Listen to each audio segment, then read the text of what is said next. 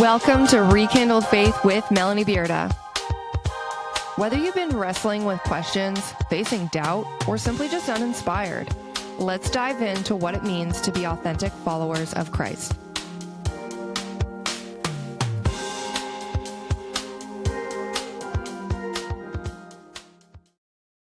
Hello, listeners. Welcome back to this week's episode of Rekindled Faith. Today, I have with us a friend named Claire Thornton. Welcome to Rekindled Faith, Claire. How are you doing? I'm good. Thanks, Melanie. Good. Why don't you share with our listeners a little bit about who you are and what you do? Yeah, so my name's Claire. I live here in Abbotsford. I am the oldest of 6 girls. Come from a big family. And right now I work at Union Gospel Mission. I help manage one of their locations through their Women and Families programs. So I work with women that are breaking free of substance use and seeking healing for mental health. And I've been doing that for about 7 years. So yeah, I have lived experience and then also have continued working in the field. Yeah, that's so good. Yeah, 7 years is a long time. Yeah. That's a good amount of Yeah. time to be. And I love it, like helping women and children break, like for the moms to break free from substance use and everything. That's great. Yeah. It's one of my favorite parts of the job is seeing families reunited, having moms, that seek a healing journey that is so challenging and yet so rewarding, and being able to walk alongside them and be a part of that. I mean, yeah, like what more could you want from a job to see a mom get her kids back and reunite with family? So yeah, it's a life-giving job. For sure. Yeah, I worked in addiction as an addiction support worker in, I don't know, a while ago now. But yeah, I remember like celebrating the wins of when people or when women would hit those milestones and like get their kids back, or get the job or get the apartment, all those things. It's just sometimes I on purpose try to remember what it was like to help walk with people through that. But I mean, for my own experience too, like, cause I went through a recovery house, and so I went through the whole process of, building the resume and going out into the workforce and getting the first place, and then, all that stuff. So it's very cool. Yeah, yeah, Sorry. I just think it's like so important to, I've been thinking about this a lot lately, of just thinking back to what has been done, what God has done to offer us hope and freedom from wherever it was that we used to be, and to never forget the work that has been done. So, yeah, yeah, absolutely. And I think it's also changed my metric for what success looks like in recovery and in healing. Because I think we often like to have this really clean, clear cut version of, you do this and this and this, and then you get these things. And it doesn't look like that for everybody, or it doesn't look the same for everybody. yeah, So my understanding and kind of my metric for what success and healing looks like for each person that I work with has definitely changed, and I think that actually kind of takes the pressure off of us, because we don't have to play God in those circumstances or those scenarios, and we let him do the work and kind of write that story as he wants to. so good. Speaking of stories, I invited Claire here today because I want all of us to be able to listen to her story. And the emphasis, really, what I've asked of Claire is just to share how God has walked with her through her seasons within life, and just the experiences that she's gone through, and what God's been teaching her now. So, Claire, why don't you just start from the beginning, wherever you see fit, and just share with us a little bit more about who you are and your testimony? Yeah, sure. Well, I mean, like I said, I grew up in a big family, the oldest of 6 girls. And yeah, I mean, that's kind of where everything started. I have 2 amazing parents that are still together. And they raised us in a very healthy Christian home.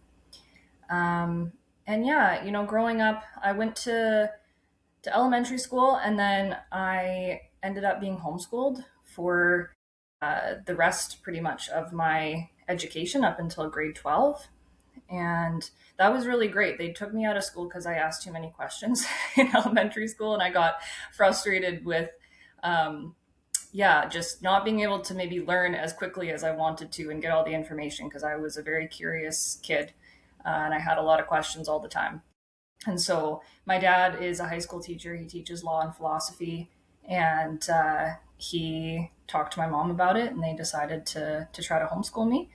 And that actually worked out pretty well because I could ask all the questions that I wanted to, and I could kind of go at my own pace. And so, yeah, that's kind of where things began. It was great because I also started working really young. I started working when I was about 13 or 14, 4 days a week. And so I was working with a lot of older people. I was working kind of like a serving job. And yeah, it was nice because I was independent and I was making money and I was kind of out in the world. And then I could come home and do my school in the evenings. And I also played ice hockey. So I played pretty competitively up until about 16. So yeah, life was pretty good, and I had a really loving, supportive family that did their best with me, and yeah, I think looking at the recovery piece or kind of where things started with addiction, there was kind of always this part of me that felt like I didn't belong anywhere, and I really had this striving in me to be seen and to be known in an environment. And I'm not exactly sure even now where that has come from because I was seen and I was known in my home life, and I was loved very deeply by my family. But there was just this part of me that was always irritable and restless and discontented. And so I started, yeah, connecting with people outside of that circle, outside of church, that kind of gave me different types of attention. And the work environment that I was in when I started that at 14, I was with a lot of people that were 25 to 30 and were already drinking and doing other substances and going out on the weekend. And after I left that job, I got another job, which was in interior design. And I I shouldn't have gotten the job at 16. They thought that I was 21. And I don't know exactly where in the interview that happened that they thought I was 21, but after they hired me, they realized how old I was, and I guess I presented more mature than the average 16-year-old, and so they let me keep the job, and it was great. It really pushed me kind of past my experience level at the time, but it also brought me into an environment where there was a lot of people who had already experienced that kind of party environment. And so, yeah, I started kind of getting into that, and it was really fun. Like at first, it was really kind of life giving for me to be in that scene, and I was kind of the tag along, the younger one that they thought, it was kind of funny to get drunk and um, hook me up with boys and stuff like that, and so that's kind of where it started. And for a few years it was kind of that fun, teenage season of just being silly. And then through that, my goals as far as my education and my career started to kind of dwindle, and that really became the focus, was getting that next drink or that next substance, that next party, and that kind of enveloped my whole life. And so I started to see that divide between the people that I was with and how they were drinking and partying and how I was doing that. And I was always, the last to leave, or I was always, going home after a get together and getting more alcohol. And so, yeah, and it started to affect my relationships too, and my friendships that I had built, whether or not those were super healthy to begin with or not. I could see kind of, yeah, where there was tension starting to build. And so that's kind of where I started to see that maybe this was more of an issue for me than the average person that was going out on the weekend. I'm wondering what were your parents and your sisters thinking, or how were they acting as you started to progress deeper and deeper into drinking? Hmm. I think I was a pretty good liar at the time. And I mean, maybe I thought I was, and I wasn't actually as good as I thought I was. But, I think they wanted to give me the benefit of the doubt and believe that the people I was hanging out with and choosing to, spend my time with were people that had my best interest in mind. And I think I could kind of pull the wool over their eyes for a little bit.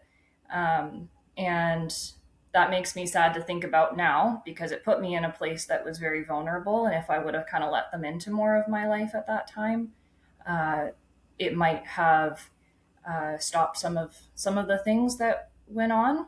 But I think all in all, as things progressed, they really did see the impact that it was having. But at the beginning, I think that they kind of were, especially my parents, trying to figure out like what is just normal teenage angst and all of that, and what is actually more of a concern. Yeah, for sure. I can relate for sure. For myself, I started drinking at a young age as well and getting into the party scene. And the part that I relate to is the feeling you can kind of pull the wool over your parents' eyes for a while.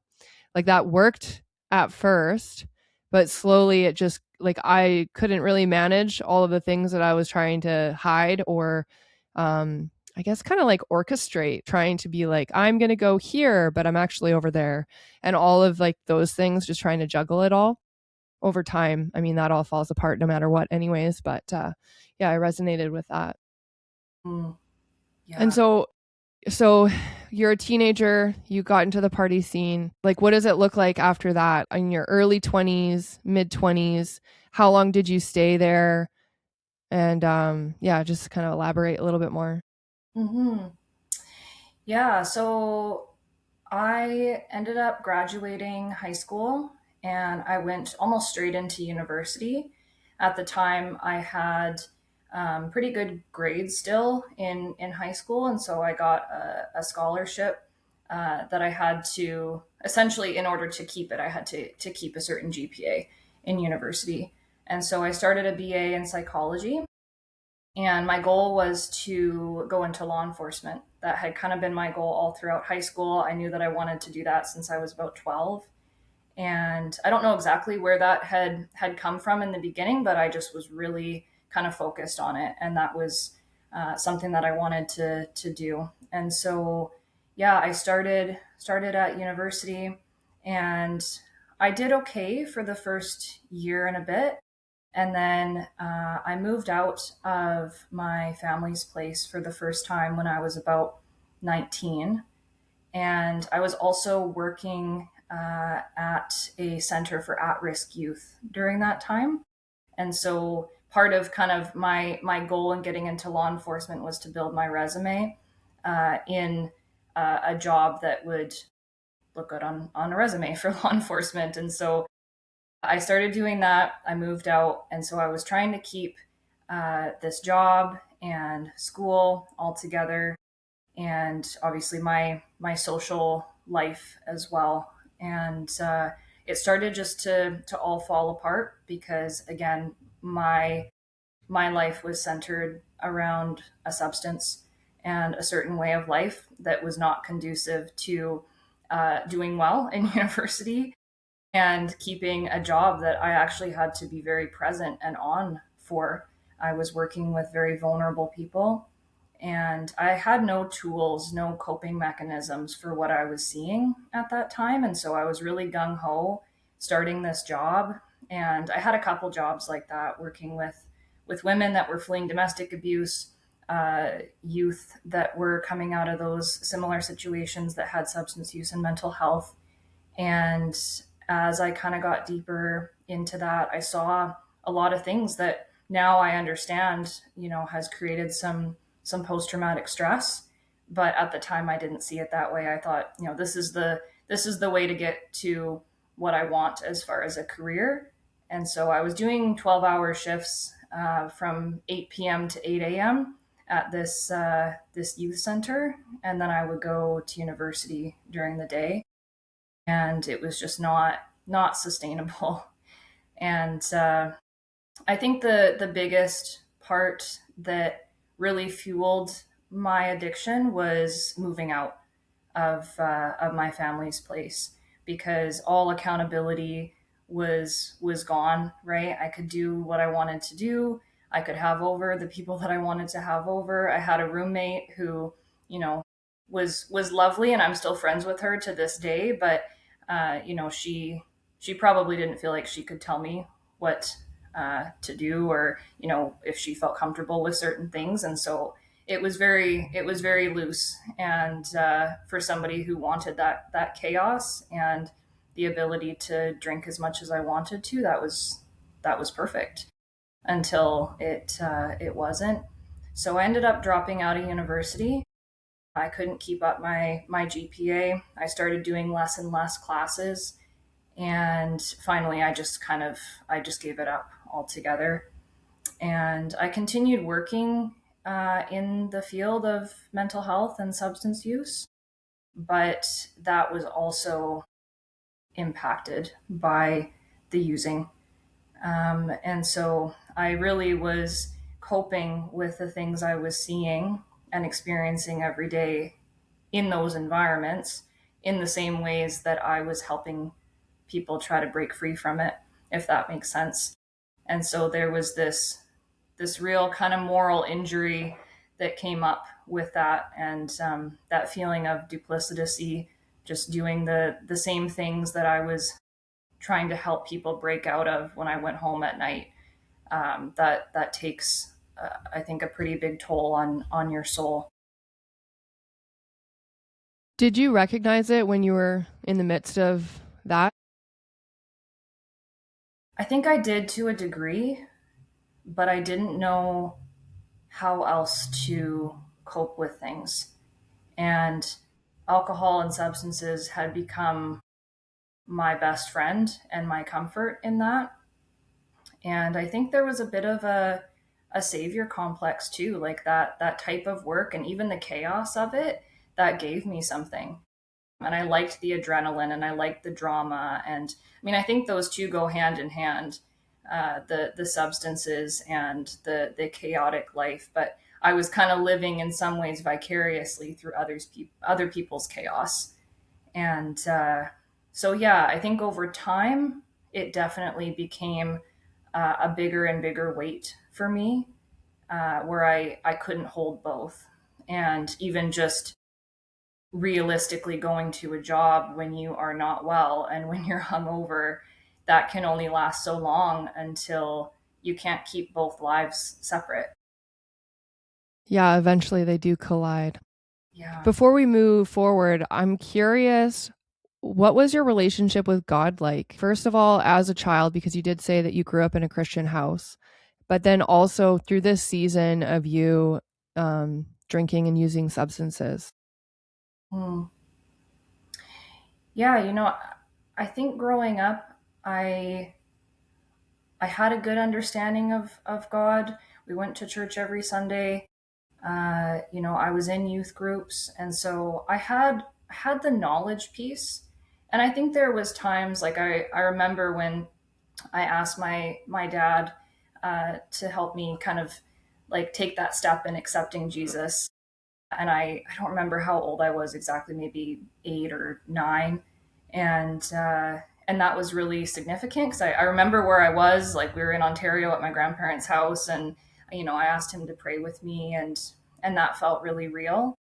But I think also as a kid, like, we process things differently as time goes on. And I really wanted that relationship with Jesus, but I didn't feel this tangible understanding or relationship with him as I got older.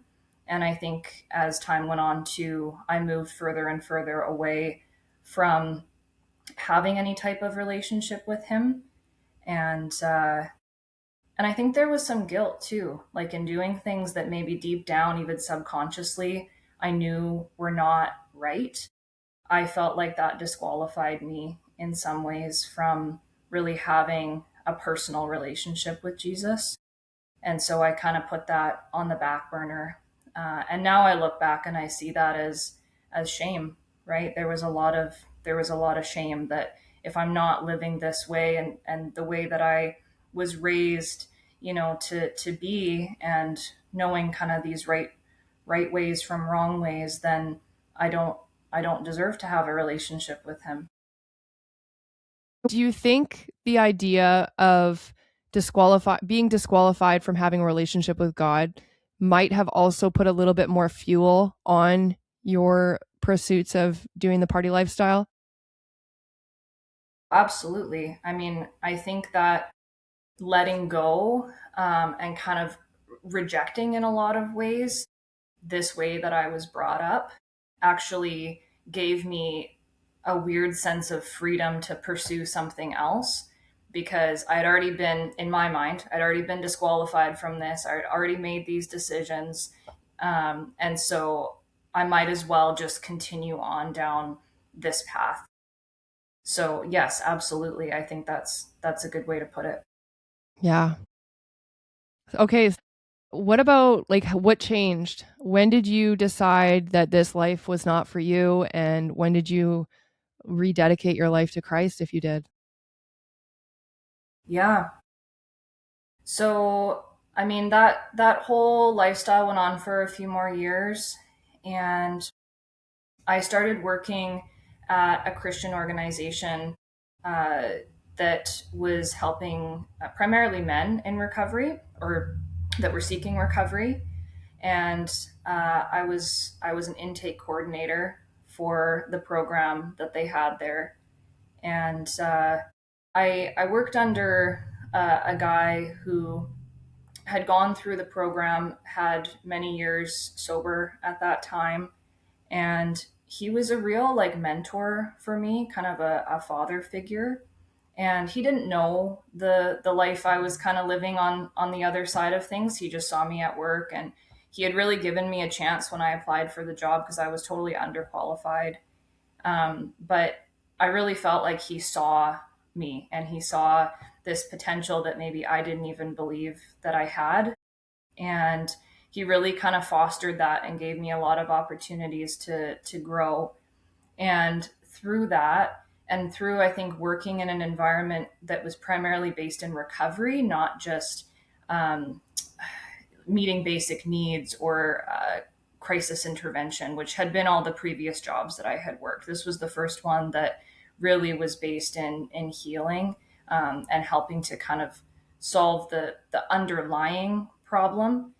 That really kind of shone light on some of my own issues. And so there was lots that kind of went on in that time that built up. And I think for some people in their recovery, they have this one big moment that changes everything and turns it around. And I definitely had a lot of moments that could have been that, where there was really big uh, consequences, or things that scared me, or that should have taken my life. But I think actually the moment that really turned things around was the day after Mother's Day. I had totally ruined Mother's Day for my mom. I had gone over there for dinner, hadn't even made it through dinner, left, came back. I was just a mess, and I don't remember most of that night. But I remember waking up the next day, and there was just something in me that said, like, I can't do this anymore, and I don't know how to break free of it. I'm scared to even try, because this is giving me something. It's the only thing that is giving me a sense of peace and comfort and allows me to turn my brain off. But I could see the wreckage that it was causing in all these other areas. And so The first thing that I did that day, because I was working, was I went into the office and I sat down with this guy who had kind of helped mentor me, who was my boss at the time, and I just told him everything. And that was terrifying because I was also working at a recovery center telling my boss as an employee that I was an alcoholic and I was sick and I didn't know how to get help. And we have all these resources at our disposal and all these professionals that are working there, and I just felt so completely lost. And I remember him just being so gracious with me. And there was like this sense of peace that I had in that moment, even though I didn't have answers of like what I was going to do next or how things were going to change or what was going to be required of me. I just had this peace that like I wasn't alone in it, and I had people around me that saw the brokenness but also saw the person underneath and were willing to help.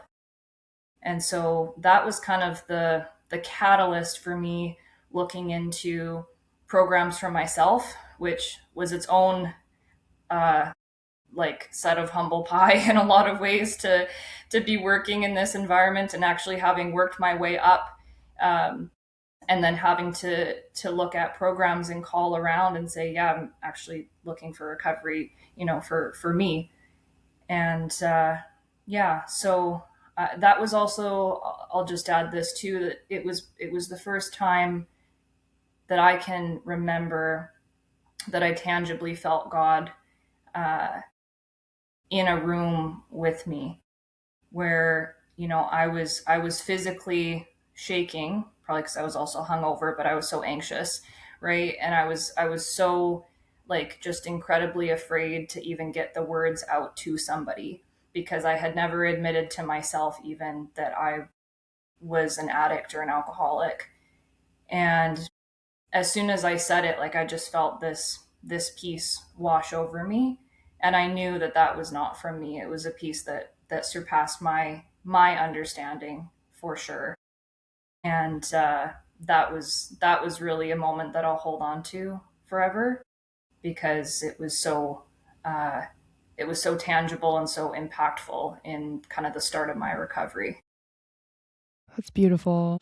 I love like the just the vision of vulnerability and humility and honestly like confession really too, because you're sitting here with somebody that has the power and authority to fire you from your job and potentially like I don't know, get mad at you or something. You know what I mean? Of course, he works in this environment where people have these struggles, so he's also got that empathy or that heart or that understanding. But also, I can just appreciate the fact that that would be scary to have to sit down to your boss and be like, "Hey, just so you know, like I should be attending this facility because I'm struggling right now." So just that vulnerability, that humility, but that confession as well. And it just makes me think about how important it is to be able to speak things out, that they like we have things that take so much ownership over our hearts, our minds, our spirit, and when we keep it inside it just festers and it grows and it corrupts and it just makes things even more messy. But when we speak it out, sometimes it even sounds so stupid. As soon as I've said something that I'm like, hey, I'm struggling with blah, and it's just like, okay, okay, I'm fine now because I've confessed it and I realized for the first time I've let this thing out of my brain and it is just the silliest thing ever. So I just think there's something very beautiful how God has designed us to come together as the body of Christ and to, carry one another's burdens. And I'm just so thankful that this person was here with you in this moment of vulnerability and came alongside you and encouraged you and supported you in your pursuit of changing honestly every single thing about your life. Because I know from my own experience, well, I mean, I heard people say early on when I decided to sober up, you only have to change one thing, and that's everything. And it's so true because we've built a lifestyle that fits around our preferred substance, whatever that may be.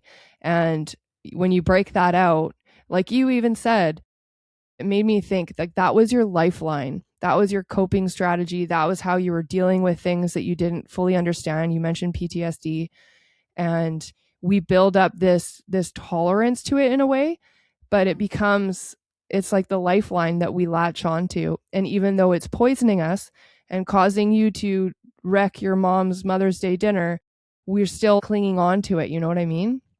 And I just find that so interesting how we can do that to things that are so bad for us. Um, and how God is faithful too when we surrender that over. And like you said, his peace washed over you in that moment and you felt his tangible presence. I think that's beautiful. Yeah.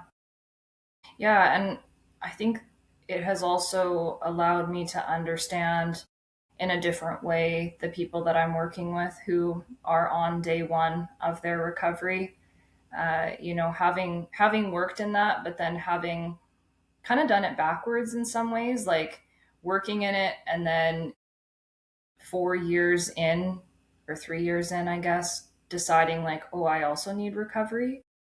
And then going through a residential program for 4 months where I lived with, 11 other women. It really gives me an understanding and a compassion for these women that I work with now who are coming in on day one, and even the little conflicts and stuff that happen in an environment like that. Like it gives you a different type of grace for those things. But like you were saying too, it also allows you to understand just how difficult it is to let a substance go, because if it was easy, then I would be out of a job really quickly, because we'd be able to break free of something that's not good for us. But there is this elusive uh, lie that we fall into, and it's kind of this tricky balance of understanding like that it's given us something, it's given us a relief, but in order to keep that relief and that false sense of peace, we have to burn the rest of our life down. And that just wasn't a price that I was willing to continue to pay. And so, yeah, taking that step, even if I didn't really know what that step was, and it was kind of blind and shaky, was one of the best decisions that I made. Yeah, and it's hard when you're in the moment making that choice because you don't know what's coming next. And I think as humans, we like to know what's coming next. The uncertainty is the scariest part. Yeah, absolutely. And I know even by personality how much I value predictability and security. And so to walk in that day and fully anticipate that I'm going to be let go of my job, that I'm going to, because at that time I was living back at my parents' place, be kicked out of their house, like just lose every kind of piece of my life. Um, that's a scary place to be, and to do that in the name of giving something up that is still something that you're tied to, is it's a big risk. So that peace that washed over me in that moment, like that just gave me such confirmation that this was the right decision. Yeah. And so as you're going through this recovery program and up until now, I'm just curious, like, how has God walked with you through these new seasons of learning how to lay down your life and take up what he has for you? What was that? What has that been like? And what has God been teaching you through that process? Yeah, well, I'm on year 4 now of recovery. And I think I always look back each year and kind of try to look for themes, or specific things that God has taught me in that year. And there's usually multiple, but I think looking back at that first year, it was all about surrender of like every piece of my life, and really letting go of anything that gave me security that was not Him, I had to give that over. And even just being in a house of, 11 women as an adult and having to submit to authority and, have all these rules and be a part of this program, it's like that's not where anybody wants to be at, 23 years old. And so I think that first year was a lot of surrender, but it was also a really beautiful testament of his grace for me, as I really fumbled through so many different pieces of recovery. And I think back even to the staff that I encountered at this recovery center, and I was very angry when I first went into that program. And I'd like to say, I had that peace wash over me in that moment at, my job. And then it was smooth sailing after that. And I felt that peace, and it's been 4 years of that. But that's not the case. I think the anger and all of those emotions set in as it became real to me that I could no longer ever have this thing that had been my best friend for a long time.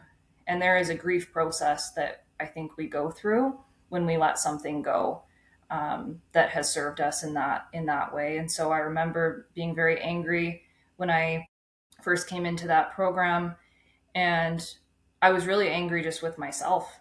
Like I was angry for the decisions that had got me to this place and where I had hoped my life would be versus where it was. And what was underneath all of that was actually just fear.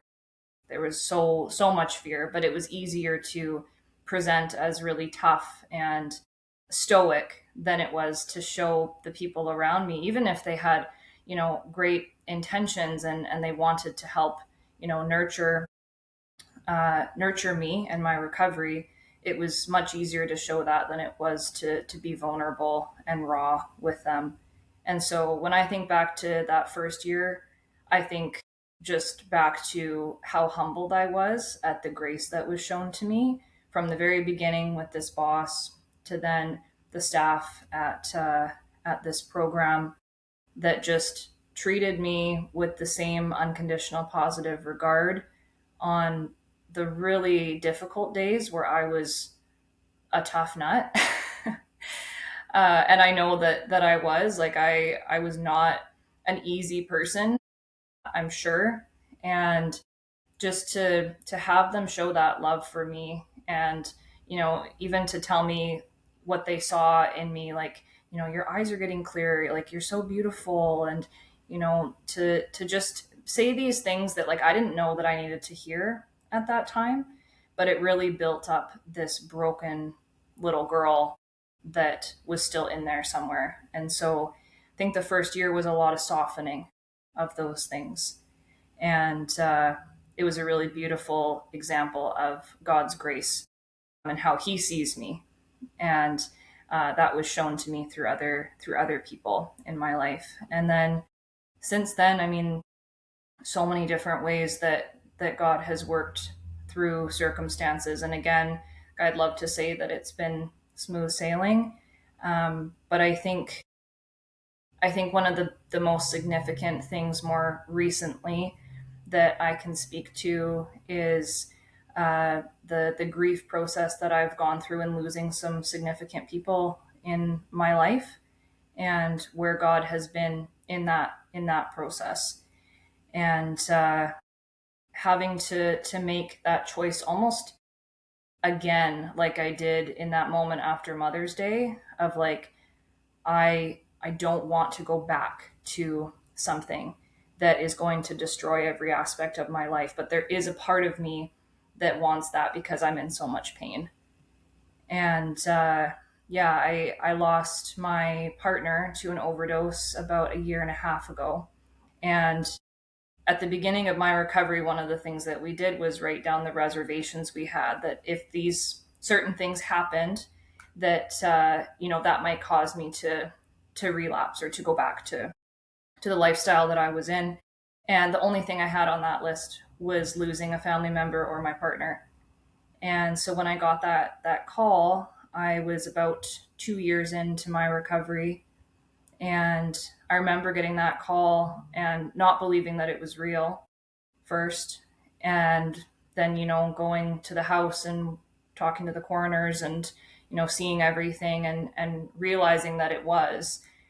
And driving away from the house, I had a very similar experience, which I've only had twice in my life so far, but similar to that moment at the beginning of my recovery where this peace just washed over me, and it didn't feel necessarily like peace or like good, but it just felt like there was this tangible kind of wrapping around, um, God's arms around me, just being like, you do still have a choice in this, and yes, this has happened, and yes, it's going to be painful, and this is gonna, you know, probably be years of healing, but you don't have to go backwards.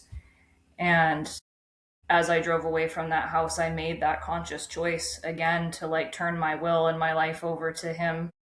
And I think I've had to do that every day since, but I remember that moment being really significant of almost kind of starting my recovery over again, or taking my recovery to the next level of like, okay, you've taken something from me that I never wanted to be taken and that I prayed would never happen. And so is this recovery and is this part of my life real?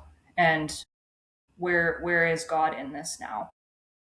And so I think through the last year and a half, the lesson that I've learned and that I'm still learning, because I think we're all still in process. It's not like we arrive, but just learning that God can hold all of my feelings and my emotions and my anger.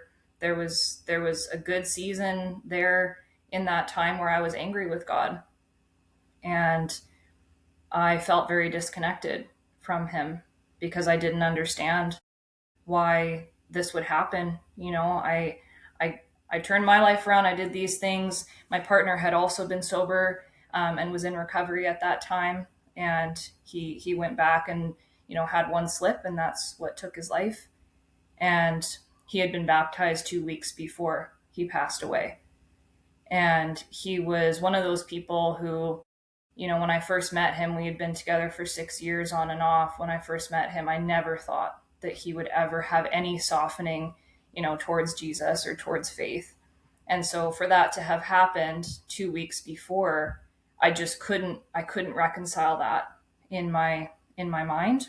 But I think over time, um, even if I don't have those answers, I'm able to surrender it over every day and trust that like God is still good, and there's a reason why he decided to take my partner home after he had been baptized, because I do believe that I know where he is.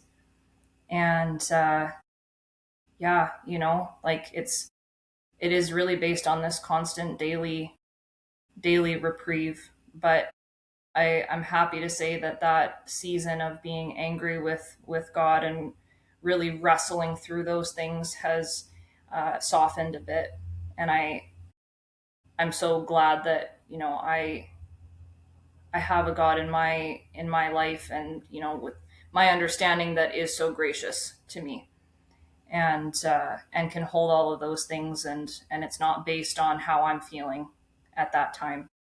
It's based in his character. Yeah, I just thought as you were sharing about when you left the house and just feeling his arms come around you, like he's the comforter, right? He comforts us in our mourning and our grief and our loss. I'm sorry to hear about your partner passing. I know it's heavy, and I'd love to hear more about your heart for the work that you're doing, but also if there's any listeners on the call that are either struggling with addiction or have people in their lives that are struggling with addiction, can you offer them some sort of encouragement or wisdom from your own experiences and what has helped you to continue to press through the difficult parts of life and press into Jesus? Yeah. Yeah, I feel like there's a lot of different ways that I could take that.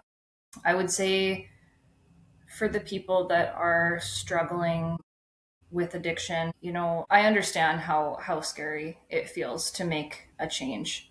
And I really do believe that we can't do that on our own strength. But I believe that God asks us to be active participants in our recovery, and He will give us what we need to take that first step. And in my story, that's what I saw, was just getting to that point where I I was more fearful of staying the same than I was of something changing. And if there's someone listening, or someone that is struggling, that has gotten to that point, uh, even just speaking that out, that can be the first step, like you were talking about. I think that it loses its power over us. Like those chains can really start to break, or even just loosen, when we speak the truth of what we're holding or what we're dealing with, because it breaks us out of isolation. And I think that's where the enemy wants us, is to feel alone, to feel like we're the only one that is dealing with this or feeling these things. And that's such a dangerous place to be.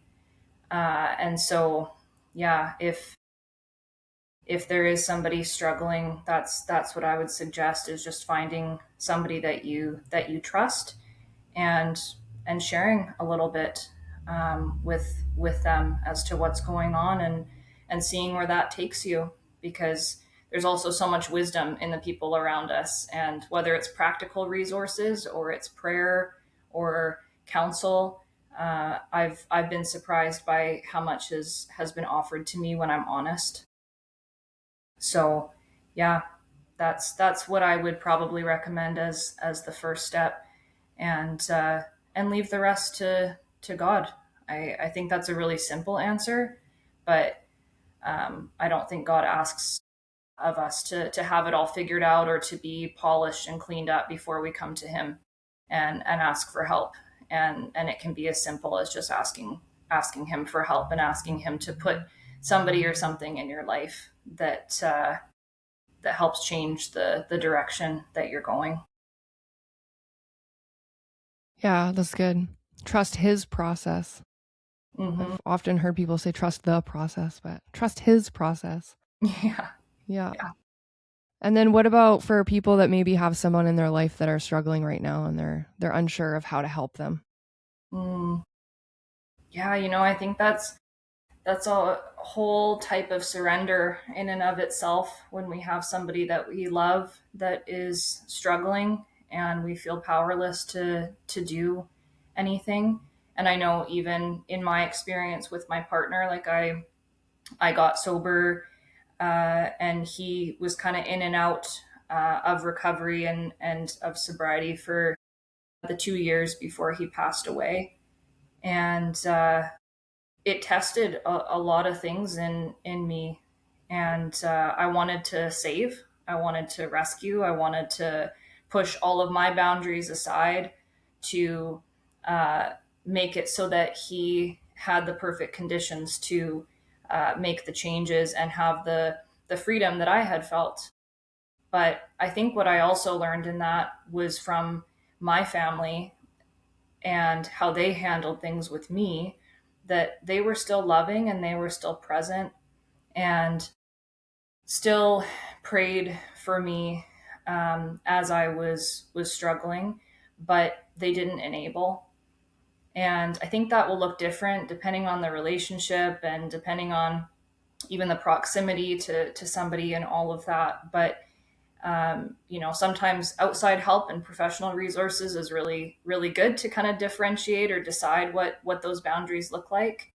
But I think having the resources available when somebody is ready is the biggest thing that I suggest to family members, or people that care for somebody that is in addiction, to kind of do that research and know what's out there to offer them, but just to kind of hold those until they seek that out. And I kind of have this image sometimes of, somebody that's on fire, and we're all kind of standing around with the fire hose, but we're not going to use it until they tell us, right? And that's kind of just the analogy that I think of sometimes. Like we have to be willing, and I know I had to get to a point where I asked for that help and was willing to take the steps to actually get there. So Yeah, be prepared to take action. mhm. It's good. Thank you so much, Claire, for joining us today. I really appreciate you sharing your story with us and the vulnerability and all of that. And I do believe that it's going to be resonating with a lot of people that are going to be tuning in. So I just thank you for sharing. Thank you so much for having me.